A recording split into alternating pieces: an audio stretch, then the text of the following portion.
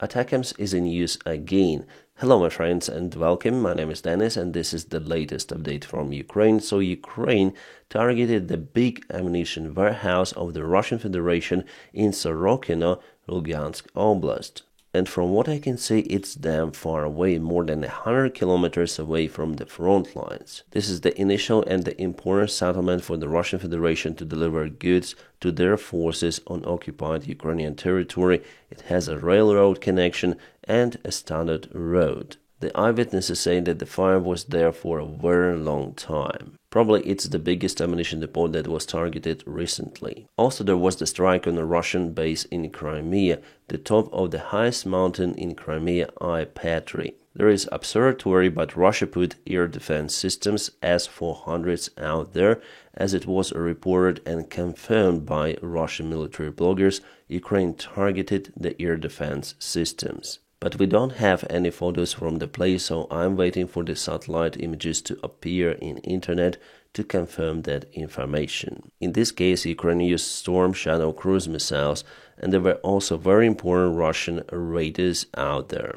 As the Russian side says, the commander of the local air defense unit, Alexander Kulakov, lost his life because of the strike. Also, there was a wounded personnel. At the same time, Russia reports that they've shut down all of the Storm Shadow cruise missiles, as usual with their air defense systems, but on the ground. My friends, if you want to support the job that I do on YouTube daily, you may join my Patreon group. You may find the link for it in the video description just below. Thank you so much for your awesome support. Meanwhile, Russia continued to drop their bombs on their own cities, for example, on Belgrade as usual. Today, 2 of the FAB-500 bombs were disconnected from the airplanes and fell down, causing some of the damages to the Russian infrastructure. Well, not significant, but still it happens. For the last month. It's already 33rd bomb which Russia drops on Belgrade. Also, for the very long time, Russia lost K-52 attack helicopter.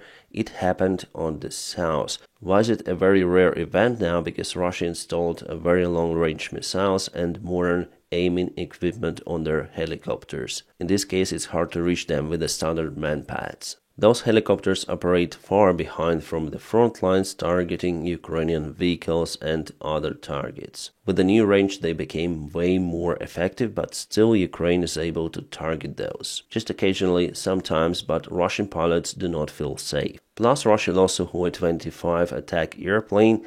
Again, they start to lose many of those on the front lines. We have the confirmation from the enemy side as well. And now let's go for the front lines update. There were some of the changes today. First, let's speak about the Kharkiv region, because Ukraine sent more reinforcements there and now counterattacking in some of the directions. So it was yesterday and it is today. I'll switch to the satellite image for you to see all of the villages. Here you can see that Russia advanced to the village of Hliboke, and they even put their flag on one of the buildings, on one of the streets, but the fighting for the settlement still continues. After Hliboke there is Liptsi. Liptsi is a very important settlement. It opens the road for Kharkiv itself. Kharkiv is not really that far away. This is the situation in Hliboke from one of the military analytics, Maiko 73.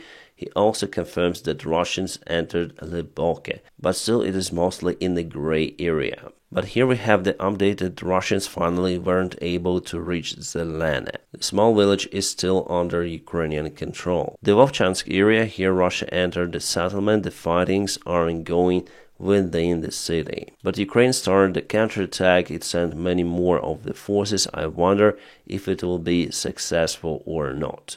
According to Ukrainian officials, Russians were kicked out from the part of Vovchansk, but I don't have the proofs for it. And also the recent update shows us the Russian advancement into the city. What I may show that definitely the fights are ongoing over there. This is the Russian BTR that was trophied by the Russian Volunteer Corps. So now they operate with this unit in this particular settlement. But in general, we may say that the advancement pace of the Russian army gradually slowed down. So I hope that the version of the Ukrainian officials and military command that we have defense line more to the south is correct. But after all, the defense of the Ukrainian army in the Kharkiv region wasn't that successful as expected. Probably for this reason, the Ukrainian military commander of the Kharkiv army was dismissed. Well, we'll see how it goes with the new military manager out there. Now let's go to the other parts of the front lines. For example, Liman direction. Russia tried to attack there as well, but their convoy was absolutely demolished. The video was shared on the internet today. Guys, sorry I'm unable to show you it on this platform, but I will post it on my Telegram channel. You may find it in a video description just below. I post there lots of the news and very interesting content around the Ukrainian topic, including some of the combat images. I try to avoid a very sensitive content for my viewers, but stuff like that I may show. On the screen you may see 1, 2, 3, 4, 5 of the enemy units, and it's not the full convoy. No, there were 10 of the units totally, 5 of the tanks and 5 of the BMPs. All of that was absolutely kaboomed with the help of the artillery and the FPV drones. So Ukraine continued to resist against the Russian mid-wave attacks quite successfully. Also, we have the good news that Ukraine started to obtain many more of the artillery shells. Also, Secretary Blinken visits Kiev today, so probably a new military support will be announced. I mean, new military package, at least we have the rumors about it. Also, Russia lost their hangar tank near Krasnohorivka. It is basically the old T-62 Russian tank which was modified, but it didn't help in this particular case. Before, those tanks were built just in Chasiv Yar and Bakhmut direction, but now we may spot them elsewhere on the front lines, so maybe they're quite effective against the drone attacks, but they limit tanks' capability a lot, especially the turret movement. Well, maybe it is not that important for Russians. Ukrainians so far haven't been using this technology in their army.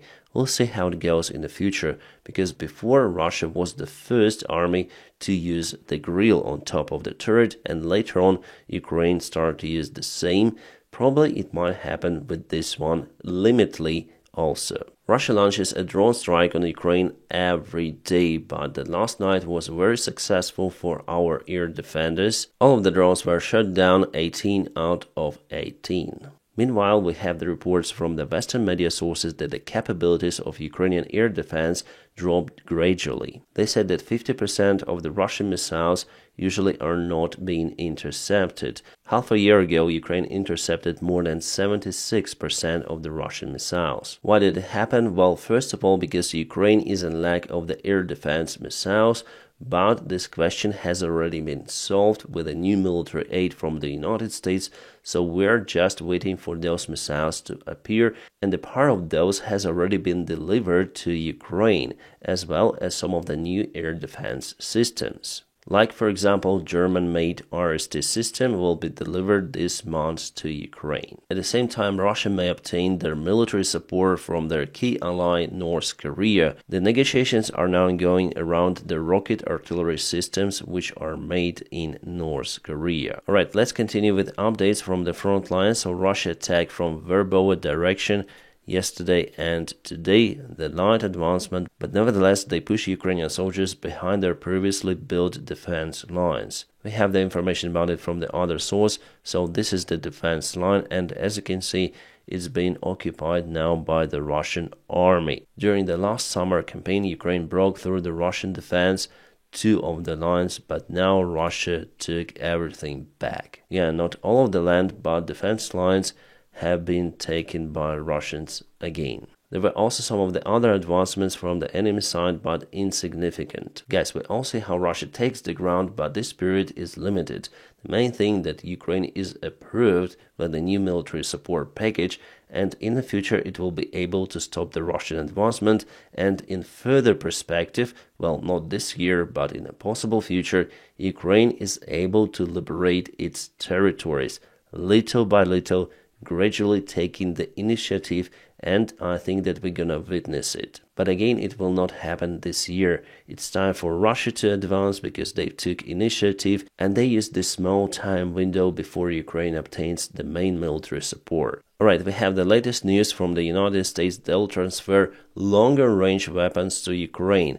According to Nuland, she says about it openly in her recent statement, "I wonder what longer-range weapons Ukraine will obtain." Well, probably she means more of the ATACMS missiles with a longer range, up to 300 kilometers. I guess that the main goal is to get rid of this connection in Kerch, but I think that Ukraine also should wait for F-16s, which are coming very soon. They might also help to perform this mission with the long-range missiles. And we have the good news about it, because Denmark officially says that in the coming months Ukraine will obtain their fighter jets. The first F-16s are coming in June. Putin eagerly tries to reform the Russian army by dismissing its commanders and sometimes even arresting them. The Lieutenant General Yuri Kuznetsov was detained by the Russian police. The accusations are known, but he was one of the main generals of the general staff of the Russian army. He was responsible for the Russian army human resource management, let's say it's like that.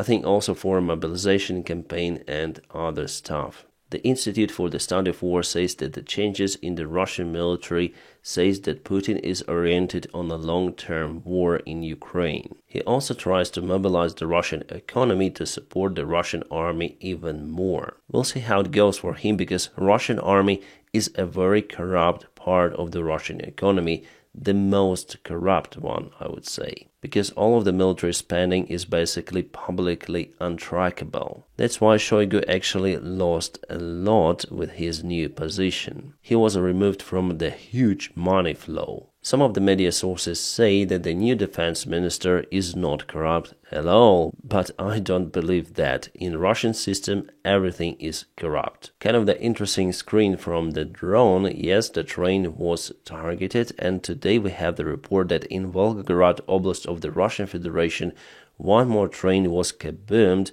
with the help of the drone. The train was carrying some of the fuel, probably for the Russian armed forces on the occupied Ukrainian territory. My friends, and now don't forget to press your huge like to this video. By doing so, you help me a lot. And as usual, I wish you all a peaceful sky wherever you are. Have a great time.